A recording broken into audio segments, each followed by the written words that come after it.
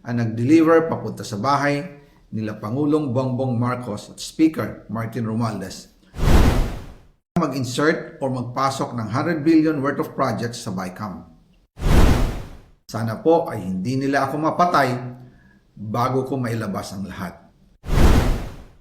Ginawa ko lang ang utos sa akin, pero ngayon, handa na akong harapin ang lahat. Ginagamit ng administrasyon ang buong resources ng bansa para tumahimik ako. That he will shoot me if I will talk. Gagamitin ako bilang panakipbutas sa kanilang kampanya laban sa korupsyon. Hindi na ako mananahimik, ilalabas ko ang lahat ng katotohanan. May resibo, may ebidensya, at may pangalan. Again, I informed the Speaker and asked clearance about the instructions ng Pangulo.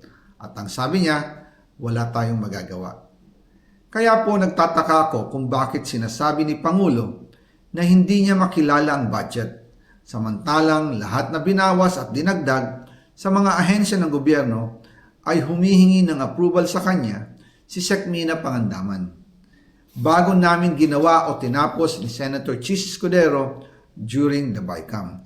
Sinabi pa ni Sec. Mina, everything is cleared with the President. Basta importante, pasok ang pondo na request ng Pangulo. The following day, sinabi ni Sec. Mina, approve na si Presidente BBM sa lahat na binawasan na ahensya. Masaya na ang Pangulo dahil naipasok ang gusto niyang 100 billion insertion. Wala pong perang napunta sa akin. Lahat po ng insertion napunta sa ating Pangulo at Speaker Martin Romualdez. Ako lang at ang aking mga tao, sila Paul Estrada, Mark Tiksay, at ang aking mga security ang nag-deliver papunta sa bahay nila Pangulong Bongbong Marcos at Speaker Martin Romualdez sa North Forbes Park, South Forbes Park hanggang sa Malacanang. Yung mga deliveries po ay merong record ang aking mga tao. Totoo po yung sinasabi ni Orly Gutesa na nag-deliver siya sa Forbes Park.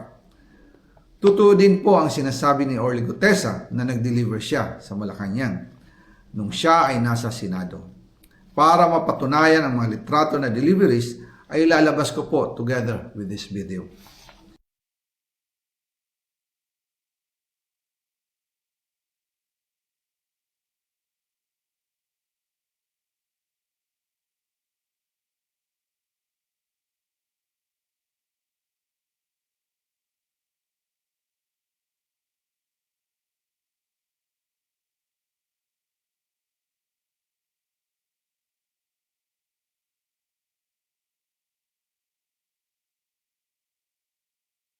After po ng approval ng budget sa General Appropriations Act of 2025, nagtanong po ako sa DPWH kung magkano ang kailangan na ibigay sa Office of the President o ang SOP na bigayan.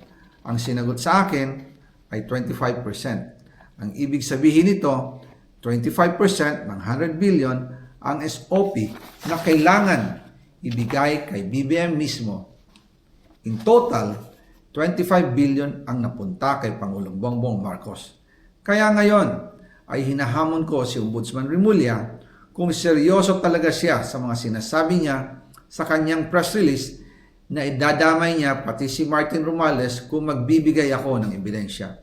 Patunayan niya ngayon ang pronouncement niya. Imbestigahan niya ang fraternity Brad at ang kanyang kaibigan na si Speaker Martin Romualdez kung talagang tutupad siya sa tungkulin niya. Imbestigahan din niya si President Bongbong Marcos.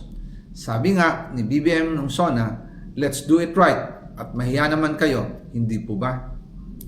Nananawagan din po ako sa Senado na imbestigahan ang 100 billion insertion ni Presidente. Alam ko po na hindi gagawin ni Ombudsman Remulla ang hamon ko. Pero magaling ang Senado sa imbestigasyon at ako ay naniniwala na dahil sa kanila lalabas ang katotohanan.